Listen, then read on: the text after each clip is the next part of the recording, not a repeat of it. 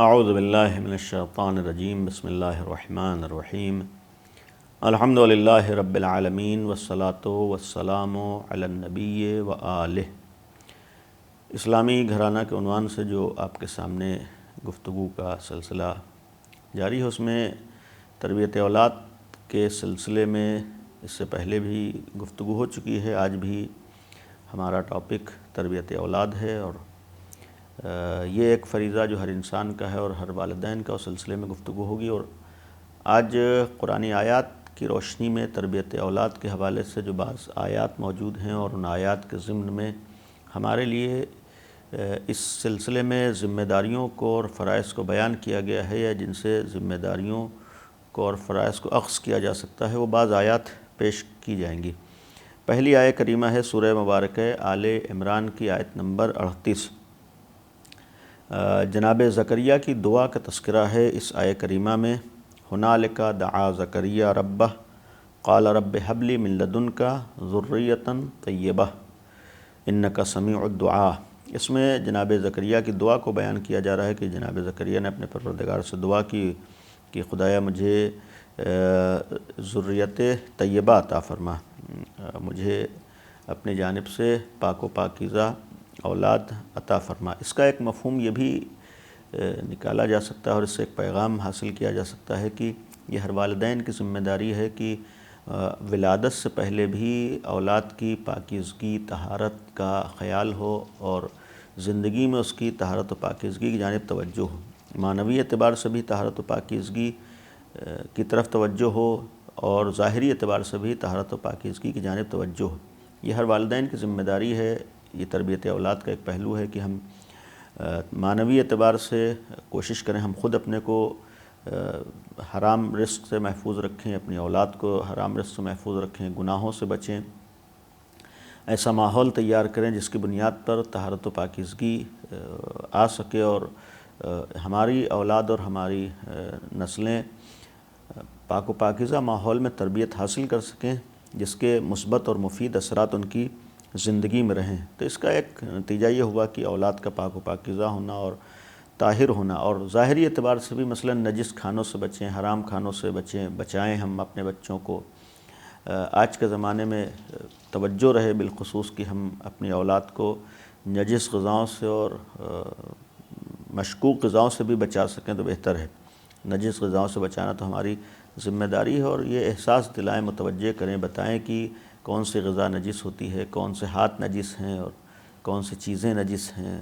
یا اسی طریقے سے کون سے کھانے جائز نہیں، حلال ہیں، اس کی طرف بھی توجہ رہنا چاہیے۔ دوسری آیت کریمہ جناب مریم کی زبانی ہے، سورہ مبارکہ آل عمران کی آیت نمبر 36 ہے۔ فرماتی ہیں وَإِنِّي أُعِيذُهَا بِكَ وَذُرِّيَّتَهَا مِنَ الشَّيْطَانِ الرَّجِيمِ، کہ خدایا میں شیطان رجیم سے پناہ مانگتی ہوں۔ یعنی اس کا ایک مطلب ہے کہ اولاد کے سلسلے میں والدین کو اس طرف بھی توجہ دینا ہے کہ ہماری اولاد شیطان کی پیرو نہ ہو، شیطان کی پیروی نہ کرے، شیطان کے راستے پر نہ چلے۔ اس چیز کی طرف بھی ایک بعنوان ذمہ داری، بعنوان فریضہ ذمہ داری ہے ایک ماں باپ کی، والدین کی، کہ وہ ہر اس راستے سے اپنی اولاد کو محفوظ رکھیں جو انسان کے لیے نقصان کا راستہ ہے اور طاغوت کا راستہ ہے، شیطان کا راستہ ہے۔ ان سارے کاموں سے اپنے بچوں کو بچائیں جو انسان کو، بچوں کو گمراہی کی طرف لے کر جاتے ہیں اور نقصان پہنچاتے ہیں۔ دنیا اور آخرت دونوں جگہ ہماری فکر ہو کہ ہماری اولاد صحیح راستے کی پیروی کرے، صحیح لوگوں کی پیروی کرے، یعنی اللہ کے احکامات پر عمل کرے، اور نبی اور آل نبی علیہ السلام کی پیروکار بنے اور ان کے مطابق زندگی گزارے، اور ہر وہ کام جو شریعت کے خلاف ہے، دین کے خلاف ہے، اس سے محفوظ رہے۔ تیسری آیت کریمہ سورہ مبارکہ لقمان کی ہے، آیت نمبر 17، جس میں جناب لقمان نے اپنے بیٹے کو جو متعدد نصیحتیں کی ہیں، ان نصیحتوں میں سے ایک جملہ یہ بھی ہے کہ یا بنی اقم الصلاۃ، اے میرے لال نماز پڑھو۔ اس کا ایک مطلب یہ بھی ہے کہ ہر ماں باپ کی ذمہ داری یہ بھی ہونا چاہیے، اور یہ ذمہ داری ہے کہ اعمال کی طرف اولاد کو متوجہ کریں، دین کی طرف متوجہ کریں، اپنی اولاد کو دیندار بنائیں، ان کو دینداری کی جانب راغب کریں، اور بالخصوص دین کا ستون جو نماز بیان کی گئی ہے، نماز کی طرف خصوصی توجہ ہو، اس سلسلے میں کسی طرح کی کوتاہی نہ ہو، اس سلسلے میں کسی طرح کی بے توجہی نہ ہو، نماز کو ہم اہمیت دیں۔ ہماری اولاد کی دنیا بھی بنے گی، آخرت بھی بنے گی اگر ہم نے نماز کی طرف توجہ دی اور توجہ دلائی، لیکن نماز سے بے توجہی انسان کو دنیا اور آخرت دونوں جگہ نقصان پہنچاتا ہے، دین کو بھی اور اس کے علاوہ بھی انسان نقصان کا شکار ہوتا ہے۔ لہذا یہ بھی دینی احکامات کو انجام دینا اور اس کی جانب توجہ دلانا، یہ بھی ایک ذمہ داری ہے قرآن آیات کی روشنی میں۔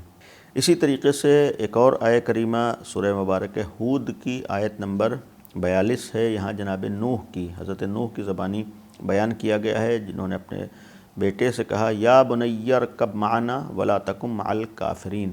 کہ جب جناب نوح کا بیٹا کشتی میں سوار نہیں ہوا تو اس وقت فرمایا تھا میرے لال ہمارے ساتھ سوار ہو جاؤ اور کافرین میں سے نہ ہو۔ اس کا ایک معنی یہ ہے کہ اولاد والدین کے ساتھ ہو اور اچھے کاموں میں شریک ہو اور اچھے مشن میں شریک ہو، اور پھر بے دینی اور برائی کے ساتھ نہ ہو، یعنی غلط لوگوں کے ساتھ نہ ہو۔ یہ بھی ایک توجہ دلانا ہے کہ اس کا اٹھنا بیٹھنا کن لوگوں کے ساتھ ہے، ان کی معاشرت بچوں کی کن لوگوں کے ساتھ ہے، دوستی کن لوگوں کے ساتھ، اس کی طرف بھی توجہ رہے۔ ہم خود صحیح راستہ اختیار کریں اور بچوں کو صحیح راستے پر لے کر آئیں، نیک لوگوں کے راستے پر اسے لائیں، برے لوگوں کے راستے سے اسے محفوظ رکھیں اور غلط لوگوں کے ماحول سے اسے بچائیں۔ دوستوں کی جانب توجہ ہو، ساتھیوں کی جانب بھی توجہ رہے کہ کس کو دوست بنایا ہے اور کس کو ساتھی بنایا ہے۔ اسی طریقے سے اولاد کی تربیت کے سلسلے میں ایک آیہ کریمہ سورہ مبارکہ فرقان کی ہے، جہاں پر عباد الرحمن کے صفات کو بیان کیا ہے۔ ایک آیت ہے، آیت نمبر 74 ہے، والذین یقولون ربنا ھب لنا من ازواجنا وذریاتنا قرۃ اعین واجعلنا للمتقین اماما۔ خدایا، اس میں اپنی اولاد کے لیے دعا کرتے ہیں نیک لوگ اور عباد الرحمن کہ وہ لوگ یہ کہتے ہیں خدایا ہمیں ازواج عطا فرما اور ہمیں ایسی ذریت عطا فرما جو ہماری آنکھوں کی روشنی ہو اور ہمارے لیے گویا نور چشم قرار پائے، ہماری آنکھوں کی ٹھنڈک قرار پائے، اور وجعلنا للمتقین اماما، اور ہم کو متقین کے لیے امام بنا۔ اس کے ایک مفہوم یہ بھی ہو سکتا ہے کہ ہماری اولاد صحیح راستے پر ہو اور اس طریقے سے آنکھوں کی ٹھنڈک اور نور چشم بنے کہ صحیح راستے پر ہو، حق راستے پر ہو، یہاں تک کہ دوسروں کے لیے حق کی طرف رہنمائی کا سبب ہو۔ اس کا ایک مفہوم یہ بھی لیا جا سکتا ہے کہ ہم اپنے بچوں کو اس طریقے سے تربیت کریں اور اس حد تک ان کے ساتھ کوشش کریں کہ وہ دوسروں کے لیے گمراہی سے بچنے کا ذریعہ بنے اور دوسروں کی ہدایت کا ذریعہ بنے۔ یعنی اپنی اولاد کو دین اہل بیت پر رہنے کے ساتھ ساتھ، مذہب اہل بیت پر رہنے کے ساتھ ساتھ یہ کوشش کرنا ہے کہ وہ خود بھی نجات کے راستے پر ہوں اور دوسروں کو نجات کے راستے کی طرف لے کر آئیں، دوسروں کو گمراہی سے محفوظ رکھ سکیں۔ چھٹی آیہ کریمہ سورہ مبارکہ تحریم کی آیت نمبر 6 ہے۔ اس میں ایک حکم ہے والدین کے سلسلے میں۔ آیت ہے یا ایھا الذین آمنوا قوا انفسکم واہلیکم نارا، اے صاحبان ایمان اپنے کو اور اپنے اہل و عیال کو آتش دوزخ سے بچاؤ، وقودھا الناس والحجارہ، جس کا ایندھن لوگ ہوں گے اور پتھر ہوں گے۔ یعنی ہم خود اپنے کو دوزخ سے بچائیں اور اپنی اولاد کو دوزخ سے بچائیں، ان کاموں کی طرف لے کر آئیں جس سے اسے وہاں نقصان نہ اٹھانا پڑے۔ یہ ایک گویا پیغام ہے کہ دونوں جگہ اس بات کی فکر ہو کہ یہاں بھی کامیاب ہو، فائدہ اٹھائے، اور آخرت میں بھی اسے کسی طرح کا نقصان نہ ہو، اور یہ ایک فریضہ سمجھ کر، یہ ایک ذمہ داری سمجھ کر ہم انجام دیں۔ اس سلسلے میں آج آخری آیہ کریمہ سورہ مبارکہ طور کی ہے، آیت نمبر 25 اور 26۔ اعلان ہوتا ہے واقبل بعضهم علی بعض،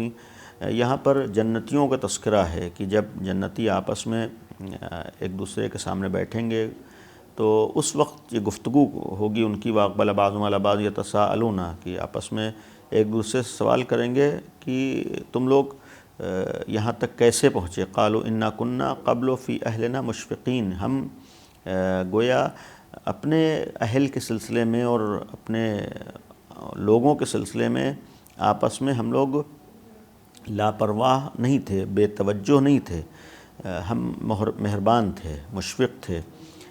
اور یہ بھی ایک شاید آیہ کریمہ کا ایک پیغام ہو کہ تربیت کا ایک پہلو